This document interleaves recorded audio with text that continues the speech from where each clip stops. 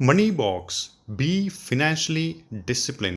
Hi friends, Indian mutual fund ഇൻഡസ്ട്രിയുടെ size എന്താണ്, potential എന്താണ് compared to US mutual fund ഇൻഡസ്ട്രി? ഇതാണ് ഇന്നത്തെ ടോപ്പിക്. നമുക്ക് നോക്കാം. എല്ലാവർക്കും ഇന്നത്തെ സെഗ്മെന്റിലേക്ക് സ്വാഗതം. ഇന്ത്യൻ മ്യൂച്വൽ ഫണ്ട് ഇൻഡസ്ട്രിയുടെ കറന്റ് സൈസ് ഏതാണ്ട് 30 ലക്ഷം കോടിയാണ്. 30 ട്രില്യൺ INR. എത്ര വലിയ ഫിഗർ ആണ് അല്ലെ? ആണോ? ഇതൊരു സർപ്രൈസിംഗ് ഫിഗർ ആണോ എന്ന് നോക്കാം. 2010 6,65,000 കോടിയായിരുന്ന ഇൻഡസ്ട്രി AUM അഥവാ assets under management 2020 30 lakh crore കവിഞ്ഞു. അഥവാ കഴിഞ്ഞ 10 വർഷം കൊണ്ട് 4.5 മടങ്ങ് വർദ്ധിച്ചു. ഇനി ഇന്ത്യൻ മ്യൂച്വൽ ഫണ്ട്സിന്റെ ഹിസ്റ്ററിയിലേക്ക് ഒന്ന് പോകാം. ഇന്ത്യയിൽ ഇത് സ്റ്റാർട്ട് ചെയ്തത് 1963 ഇന്ത്യൻ പാർലമെന്റിൽ ഒരു പ്രത്യേക പ്രമേയം പാസാക്കി UTI അഥവാ യൂണിറ്റ് ട്രസ്റ്റ് ഓഫ് ഇന്ത്യ സ്ഥാപിച്ചുകൊണ്ടാണ്. UTI സെറ്റപ്പ് ചെയ്തത് റിസർവ് ബാങ്ക് ഓഫ് ഇന്ത്യ ആണ്. അതുപോലെ തന്നെ അതിന്റെ റെഗുലേറ്ററി ഓവർസൈറ്റും അഡ്മിനിസ്ട്രേഷനും RBI തന്നെയായിരുന്നു.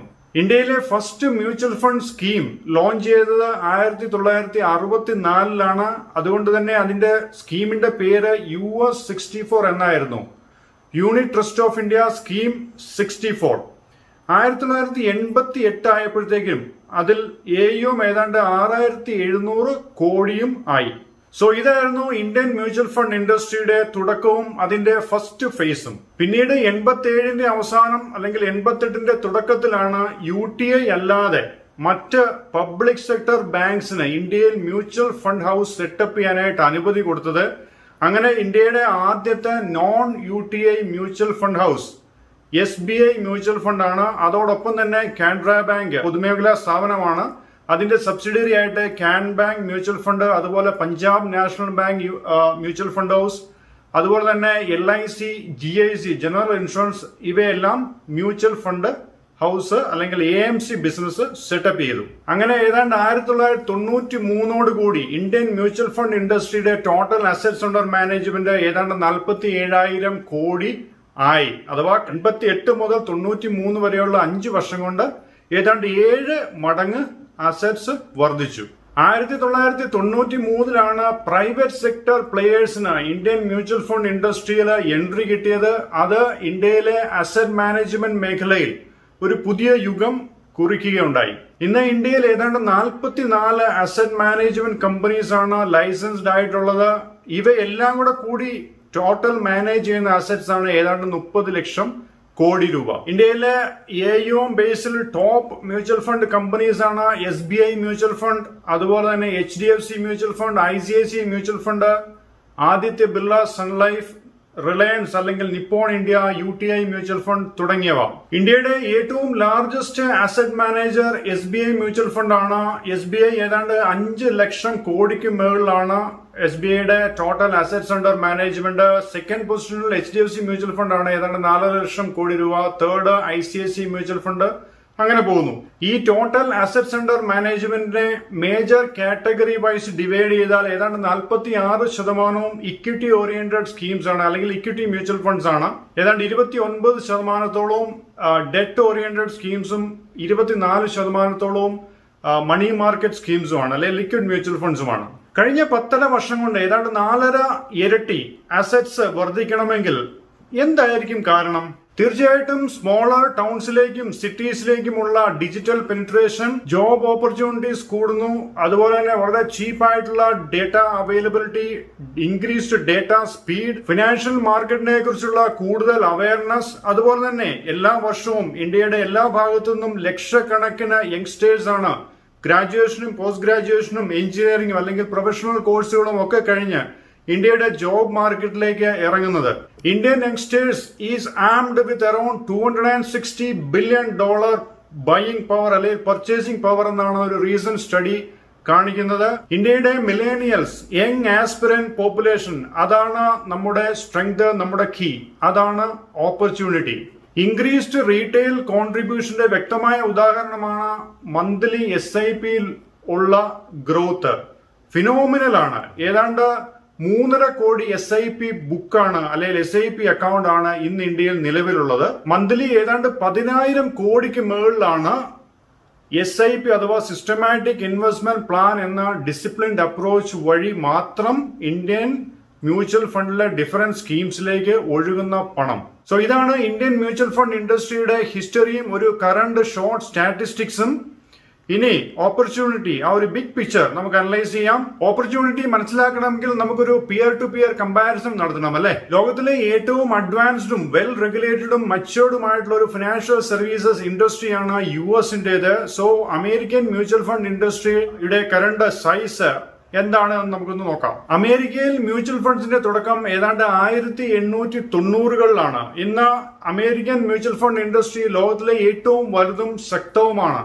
ഏതാണ്ട് 28 ട്രില്യൺ US ആണ് total assets under management. 1 trillion എന്നാൽ 1 ലക്ഷം കോടി. 28 ലക്ഷം കോടി ഡോളർ അഥവാ 28 ലക്ഷം കോടി ഇൻറ്റു 70 അല്ലെങ്കിൽ 72 exchange rate. Indian mutual fund ഇൻഡസ്ട്രിയുടെ ടോട്ടൽ സൈസ് അല്ലെങ്കിൽ കറണ്ട് സൈസ് ആയിട്ട് 30 ലക്ഷം കോടിയാണ്. അങ്ങനെ വരുമ്പോൾ ഏതാണ്ട് ഇന്ത്യൻ മ്യൂച്വൽ ഫണ്ട് ഇൻഡസ്ട്രിയുടെ 70 ഇരട്ടി 70 ടൈംസ് ബിഗർ ആണ് US mutual fund industry. So huge. Yes, US mutual fund industry വളരെ മച്ചുവേർഡ് ആണ്, ഡീപ് പെനിട്രേറ്റഡ് ആണ്. US-ലെ ഏതാണ്ട് 50%-ലധികം നോർമൽ ഹൗസ് ഹോൾഡ്സ് അല്ലെങ്കിൽ സാധാരണ വീട്ടുകാർ പോലും തങ്ങളുടെ സേവിങ്സ് പാർക്ക് ചെയ്യുന്നത് മ്യൂച്വൽ ഫണ്ട്സിലാണ്.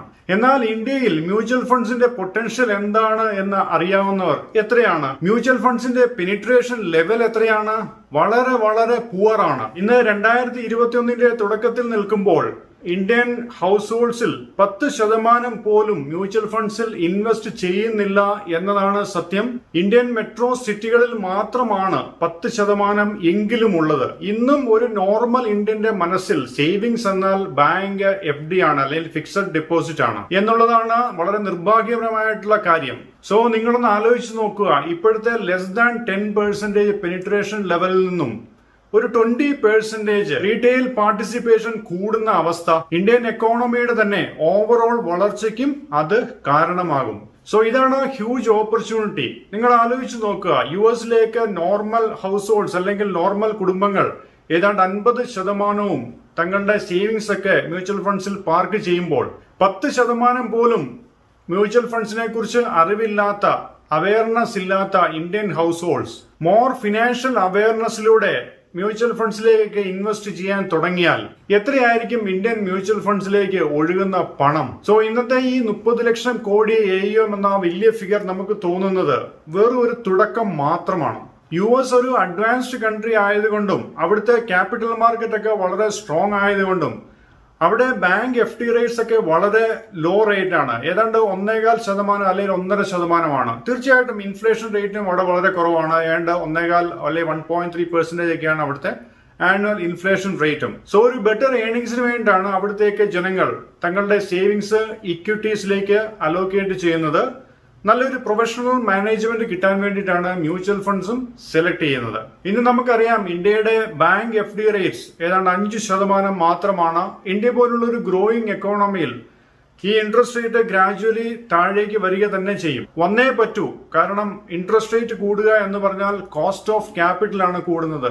മൂലധനം, ബിസിനസ് ചെയ്യാനുള്ള അല്ലെങ്കിൽ ഇൻഡസ്ട്രീസ് വളരാനുള്ള മൂലധനത്തിന്റെ കോസ്റ്റ് ആണ് കൂടുന്നത്. അങ്ങനെ കൂടിയാൽ ഇൻഡസ്ട്രിയൽ ഗ്രോത്തിനെ അഫക്ട് ചെയ്യും, നമ്മുടെ രാജ്യത്തിന്റെ വികസനത്തെ ബാധിക്കും. സോ ഒരിക്കലും ഒരു ഗ്രോയിങ് എക്കോണമിയിൽ ഇൻട്രസ്റ്റ് റേറ്റ് കൂടാൻ പാടില്ല. ഇന്ത്യൻ മ്യൂച്വൽ ഫണ്ടിന്റെ വിവിധ സ്കീമുകൾ അവയുടെയൊക്കെ ഹിസ്റ്റോറിക്കൽ പെർഫോമൻസ് പരിശോധിച്ചാൽ ഏതാണ്ട് 95 മുതൽ നമുക്ക് നോക്കിയാൽ ഇന്ത്യയിലെ പ്രധാനപ്പെട്ട അല്ലെങ്കിൽ നല്ല മ്യൂച്വൽ ഫണ്ട് സ്കീംസ് ഏതാണ്ട് എല്ലാം തന്നെയും ഏതാണ്ട് 18 മുതൽ 20% വരെ കോമ്പൗണ്ടഡ് ആനുവലൈസ്ഡ് റിട്ടേൺ ഡെലിവറി ചെയ്തിട്ടുണ്ട്. ഇന്ന് ബാങ്ക് FD റേറ്റ്സ് ഒക്കെ താഴെ വരുന്ന സാഹചര്യത്തിൽ, അല്ലെങ്കിൽ ബാങ്ക് FD റേറ്റ്സ് ആണ് ഏതൊരു രാജ്യത്തിന്റെയും ബെഞ്ച് മാർക്കായിട്ട് ഒരു മിനിമം റിസ്ക് ഫ്രീ റിട്ടേൺ ആയിട്ട് എല്ലാവരും കണക്കാക്കുന്നത്. സോ അത് താഴ്ന്ന് വരുന്ന സാഹചര്യത്തിൽ അടുത്ത ഒരു 10-15 വർഷത്തേക്ക് ഈസി ആയിട്ട് ഒരു 11 to 13% കോമ്പൗണ്ടഡ് ആനുവലൈസ്ഡ് റിട്ടേൺ എല്ലാ മ്യൂച്വൽ ഫണ്ട് സ്കീംസും, നല്ല മ്യൂച്വൽ ഫണ്ട് സ്കീംസും ഡെലിവറി ചെയ്യും എന്നുള്ള കാര്യത്തിൽ യാതൊരു സംശയവുമില്ല. SIP പോലുള്ള ഡിസിപ്ലിൻഡ് അപ്രോച്ച് ലോങ് ടേമിൽ ഹ്യൂജ് വെൽത്ത് ക്രിയേറ്റ് ചെയ്യാൻ സഹായകമാവുകയും ചെയ്യും. ഇന്നത്തെ സെഗ്മെന്റ് എല്ലാവർക്കും ഇൻഫോർമേറ്റീവ് ആയി എന്ന് കരുതുന്നു. ഇതുമായി റിലേറ്റ് ചെയ്ത് എന്തെങ്കിലും ഡൗട്ട്സ് ഉണ്ടെങ്കിൽ തീർച്ചയായിട്ടും നിങ്ങൾക്ക് എന്നെ കോൺടാക്ട് ചെയ്യാം. Thank you all. Please like, share, and subscribe.